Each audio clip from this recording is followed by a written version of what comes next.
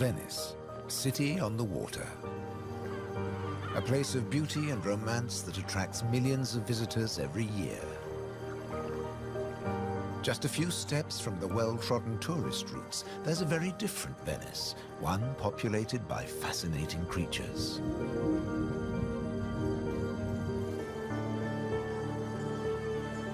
This film explores a Venice that few people ever see, a city that has a surprising double life.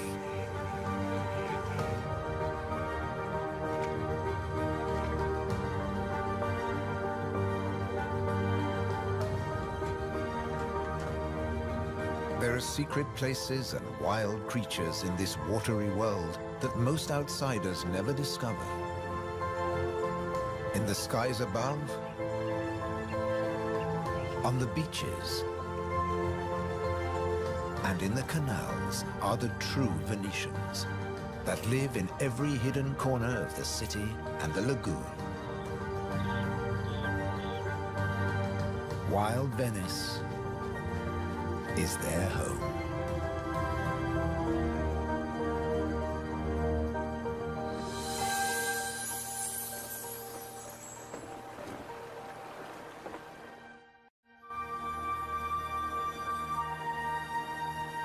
The city of Venice is built on sand, in a lagoon between the sea and the land.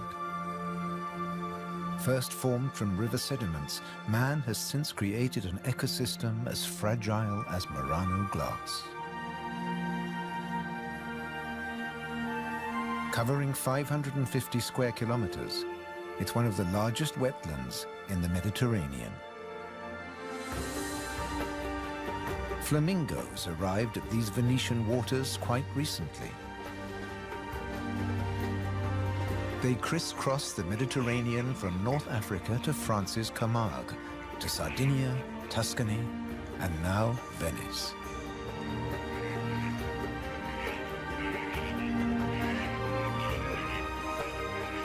They feed on vegetable matter and small creatures they find in the mud of the lagoon. In the shadow of Venice, the lagoon is the northernmost flamingo habitat in Europe.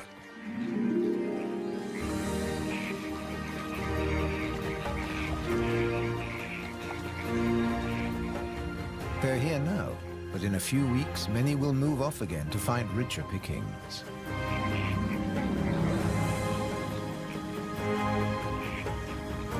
Their takeoff may look clumsy, but once in the air, their flight is balletic and elegant.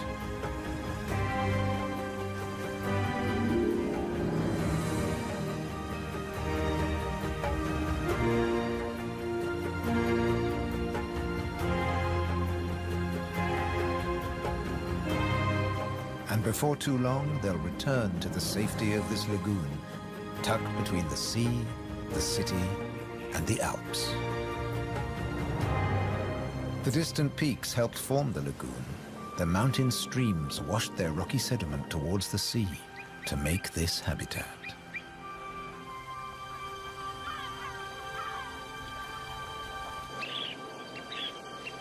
Some of the lagoon's other birds are ready to leave. Dunlin, small waders, fed well in the rich mud.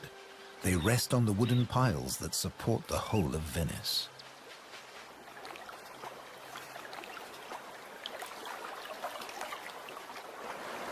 It's spring, time to head off to their northern breeding grounds.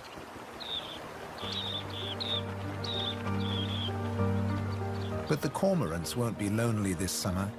As the Dunlin fly away, other birds are flocking in. A bird's eye view reveals the full beauty of the lagoon. A labyrinth of uninhabited islands, intertwined canals, and swampy sandbanks.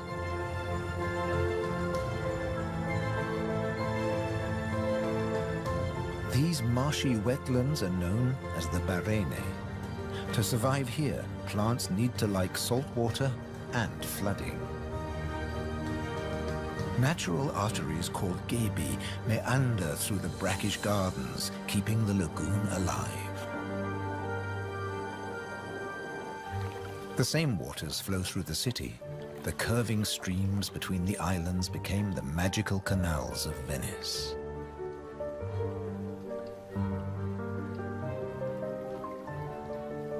This is the city of bridges.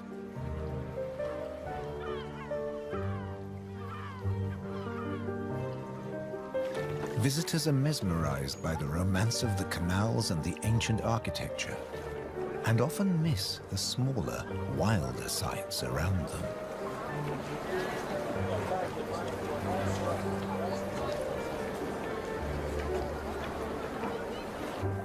These mussels are true Venetian natives. And now, in spring, they're breeding. The males spawn into the water, and each female produces up to 10 million eggs. Most of the larvae are eaten by other inhabitants of the canals, but up to 10,000 young shellfish will survive.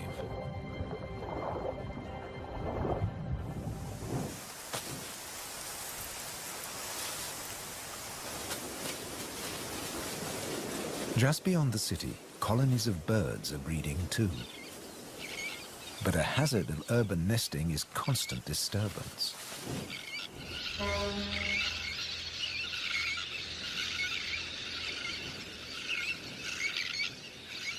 Little terns will quickly fly back to their eggs and can miraculously find their own nest scrapes in the crowded colony. Their cousins, the sandwich terns, lay their eggs directly onto the sand. If the terns are disturbed, they have little time for incubating their eggs. The sand won't keep them warm for long.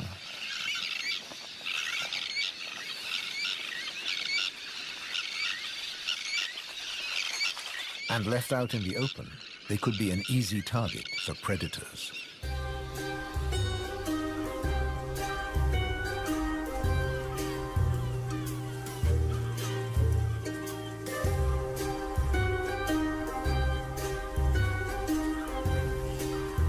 Foxes are the biggest predators hereabouts. But from the air, he's easy to spot. The birds make it known he's not welcome anywhere near their nests.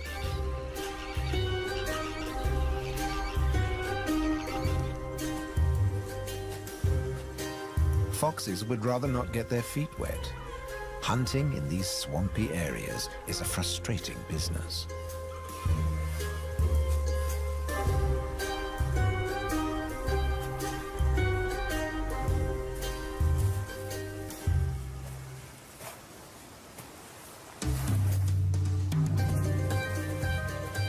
The grand leap disturbed another nesting bird. Now it's a question of following the scent.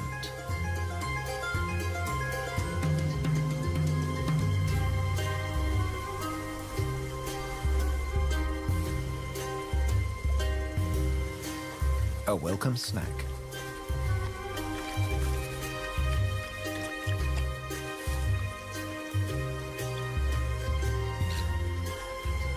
Just beyond the sand dunes is the busy colony.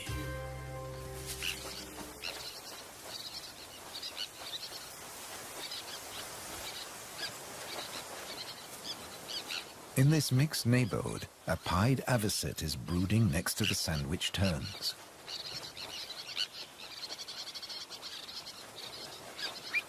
With nests so closely packed, there can be conflicting territorial claims with the common terns.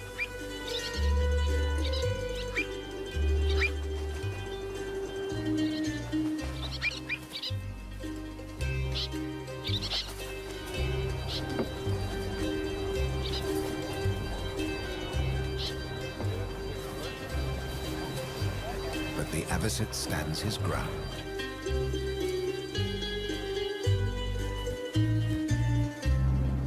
The Grand Canal is the main waterway of Venice, dividing the city in two. It follows the course of the ancient river Brenta that runs from the Alps all the way into the lagoon. It offers a journey through architectural history starting in the 13th century.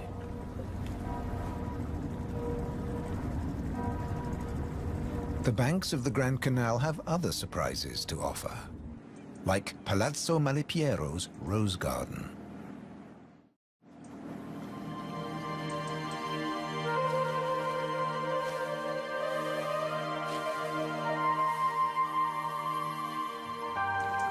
Nestled between the buildings is a hidden paradise.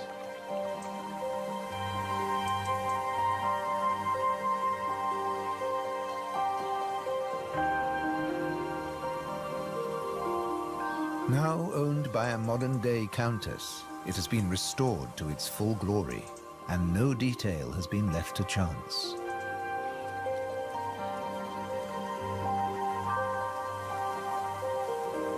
With the luxury of space in a city whose every square centimeter is exploited for maximum profit, it's also a sanctuary for many small animals.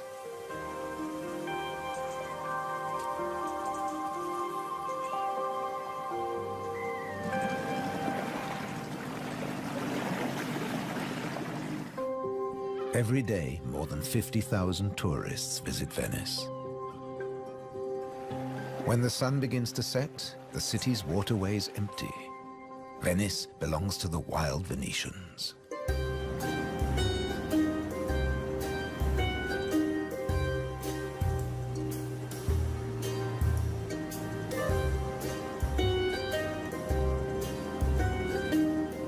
Rats prefer to search for food in the cool night air.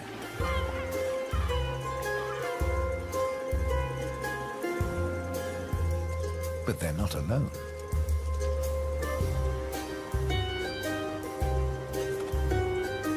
Pine martins are hungry too, and rats are on their menu. Pine martins are welcome in the city as they're natural rat catchers.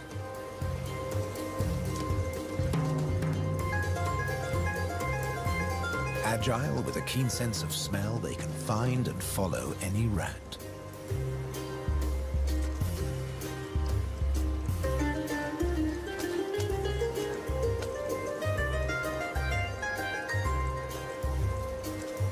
But they're endangered too. Since the rat population boomed, ironically, many martins have been killed by rat poison. The rat won the day, and the pine marten has to settle for dessert.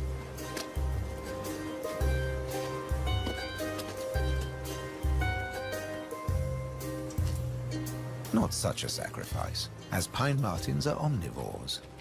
Both meat and veg are on their menu. And sometimes the vegetarian meal is an easier option.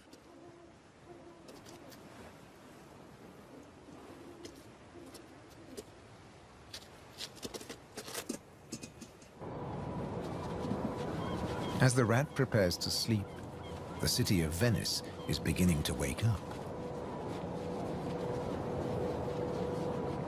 The floating vegetable stalls are the first to move into action.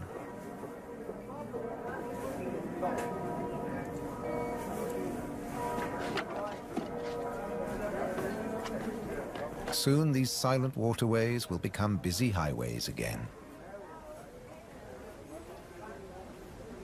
In the 18th century, over 8,000 gondolas navigated the Venice canals. Now there are only about 400 left.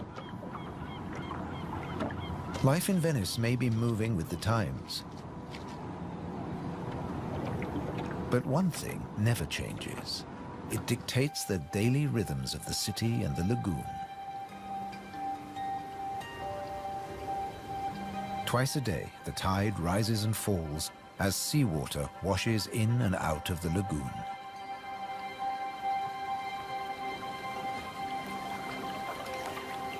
The water level changes by up to 60 centimeters. Smooth lakes disappear into swampy wetlands, only to return hours later.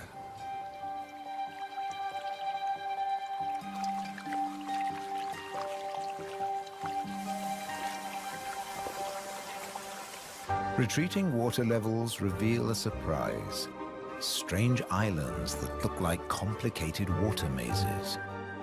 In fact, they're fisheries at the edge of the lagoon. known as the Valle da Pesca.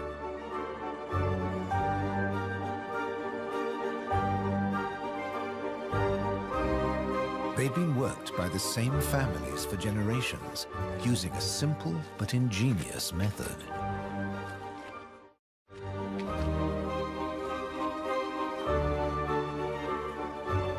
Nets are lowered into the locks that span the water channels.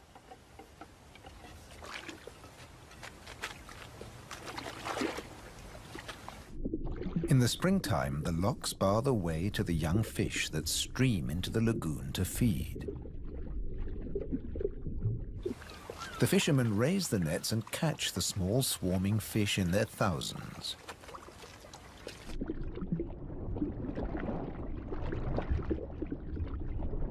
It's easy to scoop them out, but these fish are not for eating.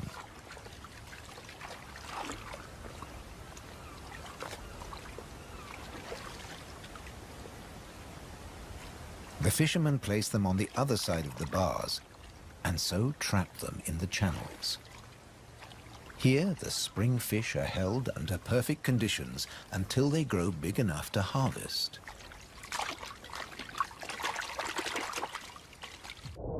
In the autumn, when the fish try to return to the sea, they're simply netted again. This time, they don't get away.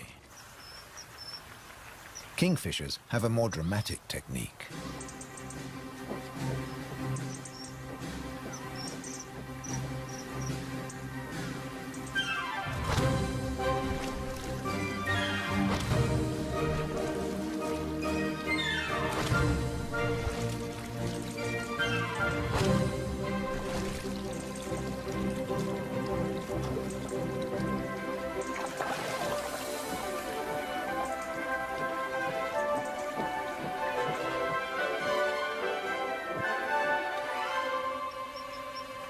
They catch up to 20 fish a day, but need even more if they have nests with hungry growing chicks.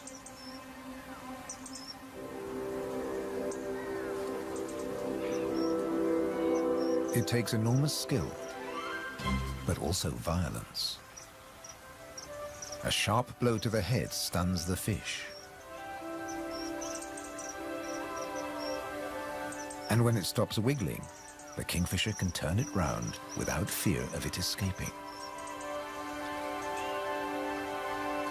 The scales and fins of the fish need to be in line.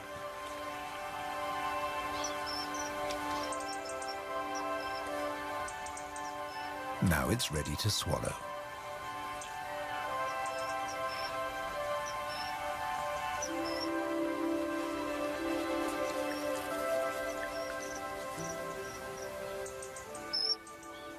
These shallow, brackish waters at the edge of the lagoon are perfect hunting grounds for a kingfisher.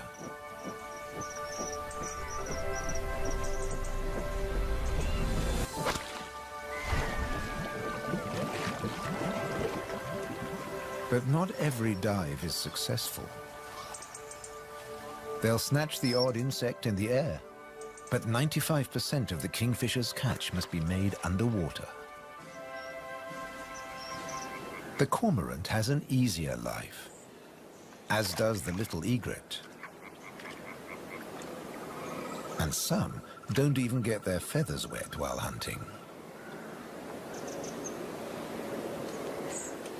There are plenty of fish in the lagoon, but they're not only found in the wetlands. These waters flow through the city too. And there are fish to be caught in the canals. Beneath the bustling jetties of the famous vaporettos or water taxis, wildlife flourishes. Even here, the little egret can fish where the water is deeper and turbulent. It's not easy to keep an eye on a moving target from a moving base.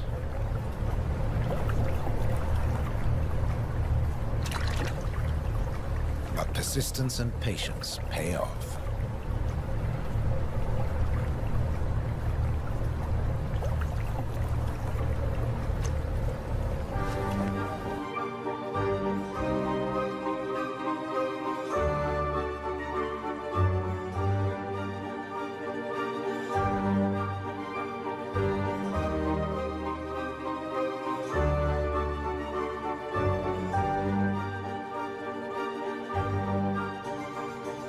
3 narrow inlets connect the lagoon to the sea.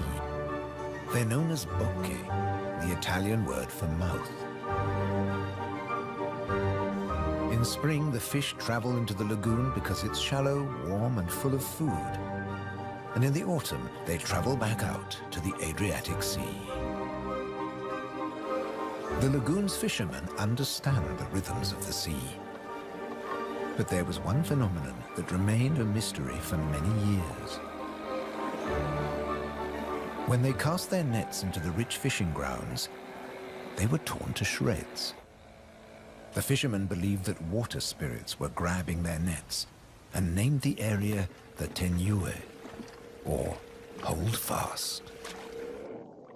The Hold Fast was in fact a jagged reef, an unexpected and magical aquatic paradise.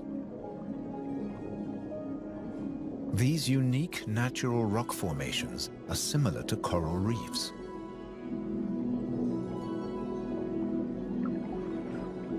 They're home to all kinds of remarkable creatures. Serpent stars, or marine annelids.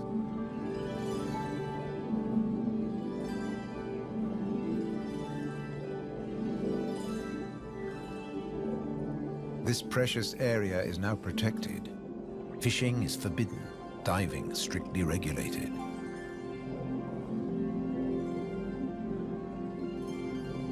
Even harvesting a shellfish delicacy like these canestrelli is banned.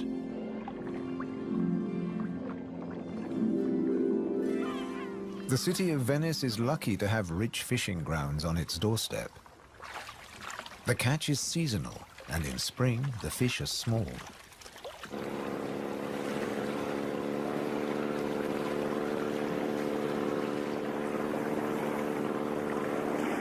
But the fishermen will go out, as long as they can find a buyer.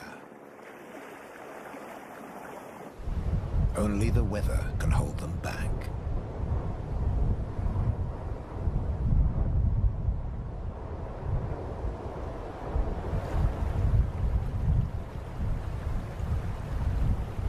City and wetlands are both at the mercy of the elements. A storm is heading towards the lagoon. When rain-bearing clouds build up against the southern face of the Alps, and when warm southerly winds whip up the sea, water is driven into the lagoon, flooding the city and engulfing the swampland. This extreme high tide is known as aqua alta and can be disastrous for ground-nesting birds. Thankfully, it's rare in the springtime. It strikes more often in the autumn.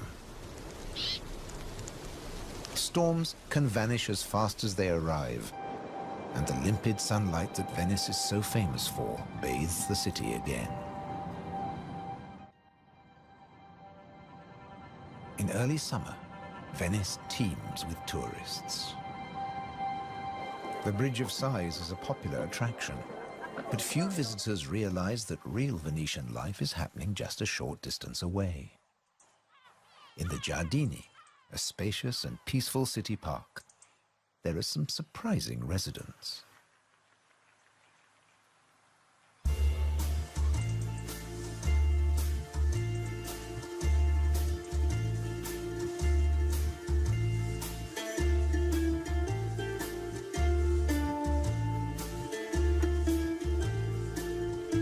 This prehistoric-looking creature is an amorous green toad looking for a mate.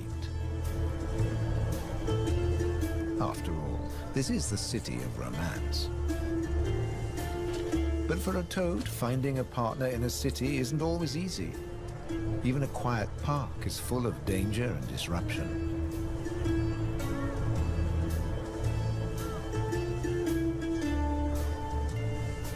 On the plus side, few of the park's visitors notice the presence of the toad, as it blends in so well with its surroundings.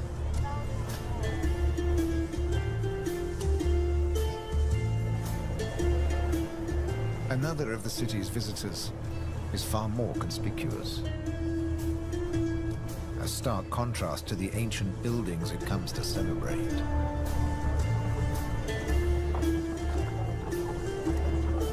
and a danger to the fragile city. The toad at last finds a more secluded waterside spot. Soft light, gentle fountains, the perfect place to mate. Venice is full of secret places hidden away from the main tourist routes. A traditional gondola repair shop nestles between the city's Zattere and Dorsoduro districts.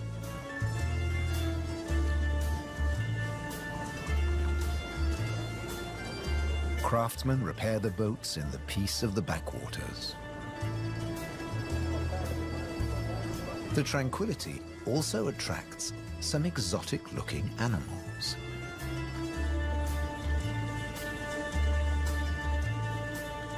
Geckos are not native to Venice, but they've settled in well here. During the day, they'll sun themselves on warm stone.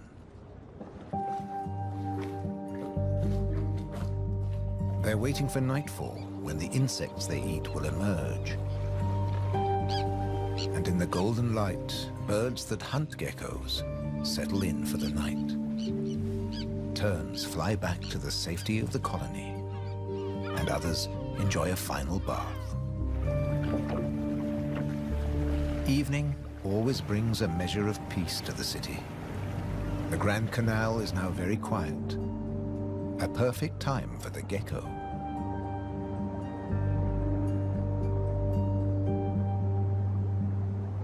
Geckos have evolved specially adapted feet that make them excellent climbers. Their toes are covered in millions of tiny branched flaps with incredible adhesive power, so they can grip and climb the smoothest surfaces, even glass. The city is empty now. The Grand Canal is deserted.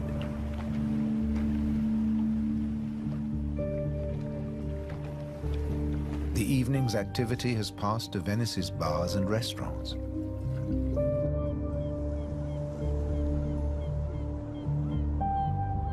By the time the tourists are safely tucked up in their beds, the city is like a ghost town. Almost. A rat has ventured out to make the most of any scraps left behind. He must take care not to become a meal himself. Owls on the prowl. One little owl is distracted by bright lights. There's nothing here but fruit. No good for the owl.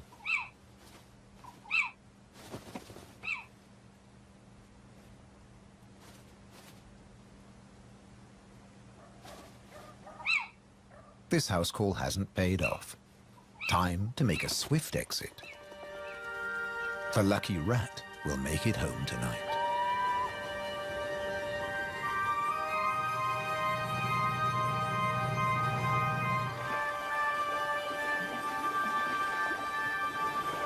Cormorants bask in the morning sun.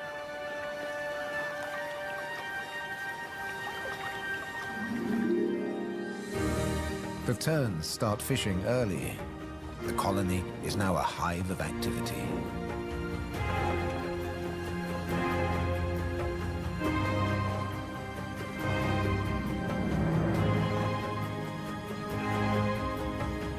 The first chicks have hatched.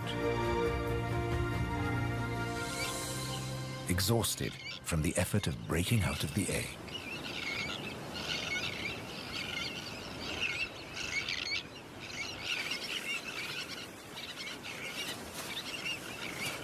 Around them, the colony has turned into a busy Italian restaurant as the adults noisily deliver their food.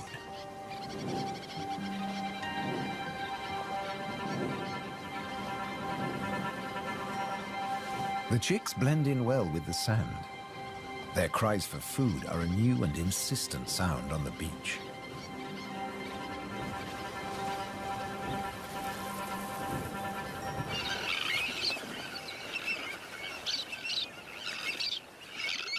Their calls are echoed by the adults, who do nothing else but feed these demanding youngsters.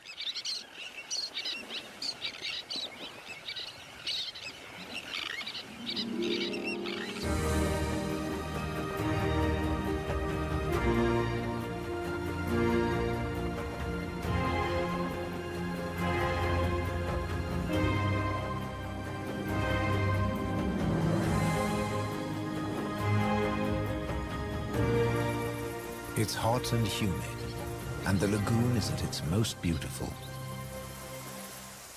The hot summer months are the quietest for the fishermen.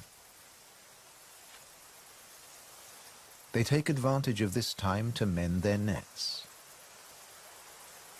They work and even sleep here, with spectacular views of the surrounding wildlife.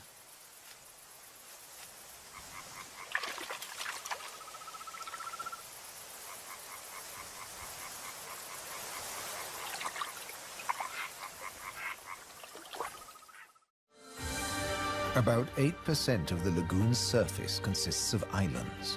20,000 people once lived on Torcello. Now only the cathedral tower remains. Burano is known for its colorful buildings. San Francesco del Deserto is home to a Franciscan monastery. The island of Madonna del Monte is being swallowed by the lagoon, but the ruins of its monastery still stand proud.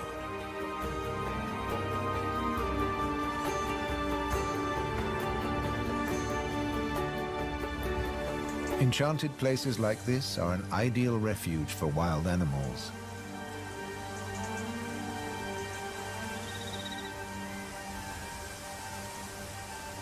And the island's ancient monastery has some new inhabitants.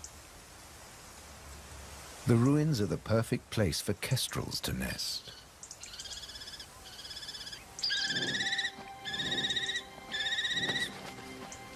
The hungry chicks are nearly as big as the adults and almost ready to fledge. Feeding this brood is a full-time job for both parents.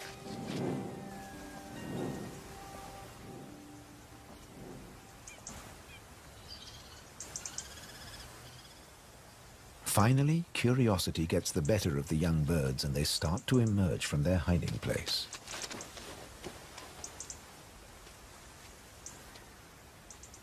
The first nervous explorer is soon followed by a sibling. They wait cautiously on a ledge, while one of the adults watches from afar.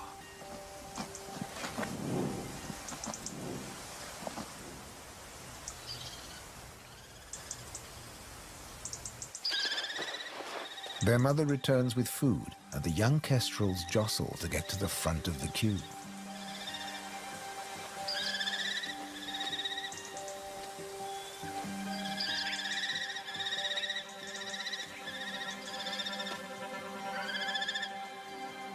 The keenest and the loudest chick is fed first.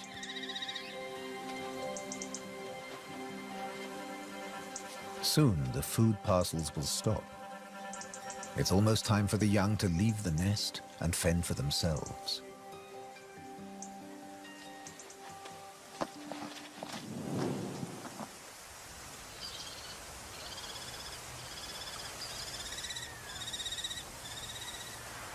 Not all of the lagoon is quite so peaceful. Venice's Lido, with its luxury hotels, is where the human bathers gather.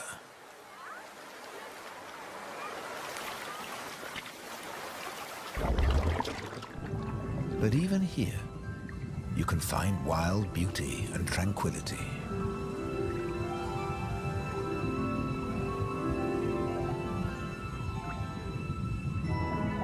In the Tenue, Venice's reef, one of nature's most delightful performances is in full swing.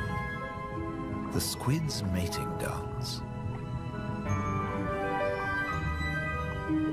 The pair move together like synchronized swimmers as waves of rainbow colors pulse along their bodies.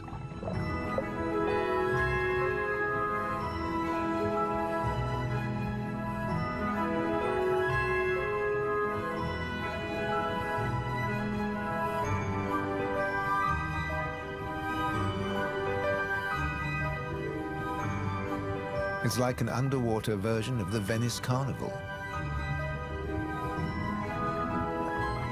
complete with face masks and disguises.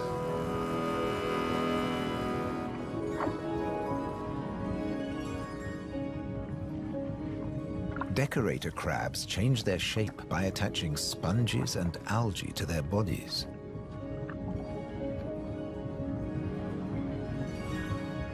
These bizarre disguises are excellent camouflage.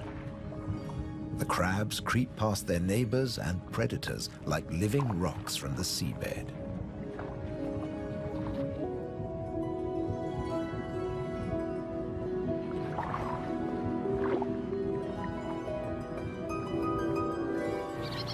The tern colony just beyond the city is flourishing. The chicks have fed well and are strong and healthy.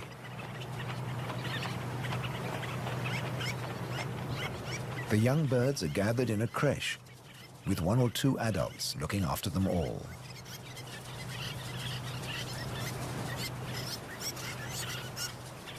Today's lesson is elementary flight, but the teacher's demonstration is over in a flash.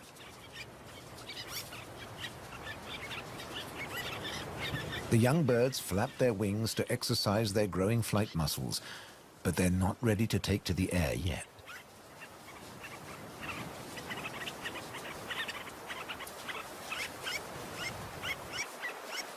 Before long, they'll be flying as well as their parents.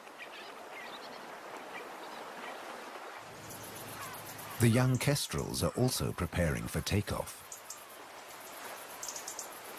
They bravely take the plunge and launch themselves into the air.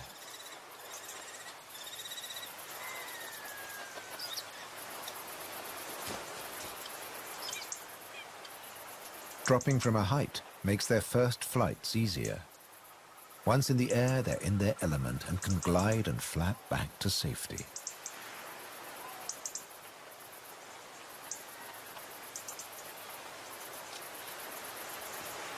These first flights mark the end of their parental care. Now they have to find their own territory.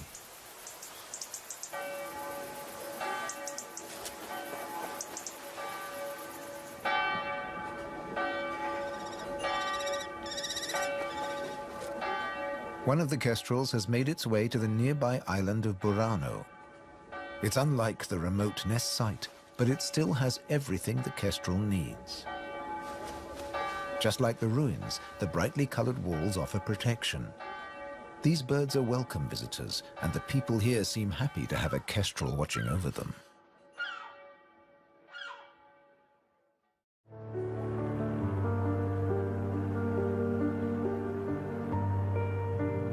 Autumn has arrived, and the wetlands once again change color.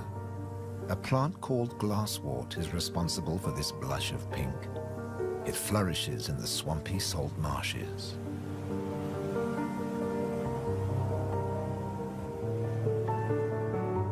The first autumn mists mark the end of summer. The bright, humid days give way to cooler, grayer hues. The sea and the sky seem to merge into each other. Now in September, the sea is generally calm. But from the autumn equinox, there are high tides. And sometimes, Venice floods. For now, the water is still and shimmers like liquid mercury. When the temperature drops, the beaches are finally too cold for tourists. Animals better equipped to bear the chill reclaim them. A hungry fox sniffs along the shore looking for food.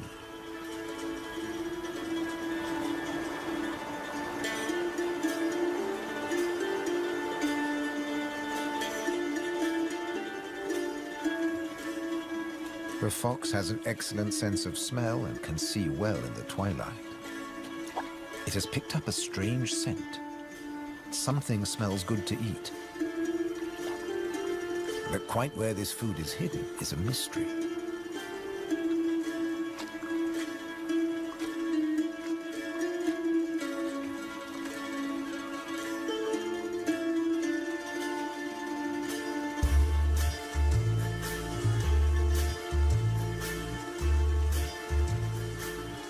Crabs have been crossing the beach, leaving behind a number of trails, and the fox is very confused.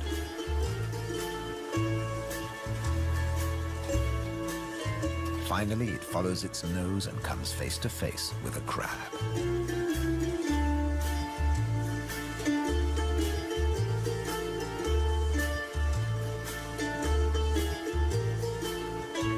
It's an unequal battle, but the crab has the advantage of armor and weapons.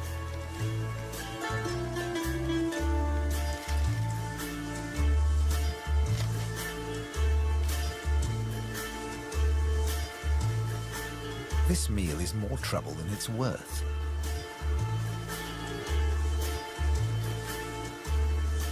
There must be easier pickings. The crab, dazed but victorious, moves off to a more secluded place.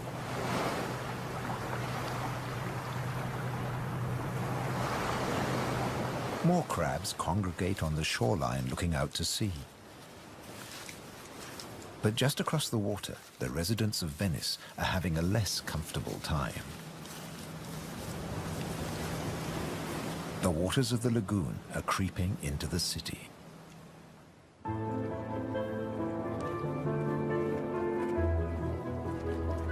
The autumn tides are getting higher, and water is seeping up through every available crack in the stones. The threat of acqua alta, the extreme high tide, is increasing every day.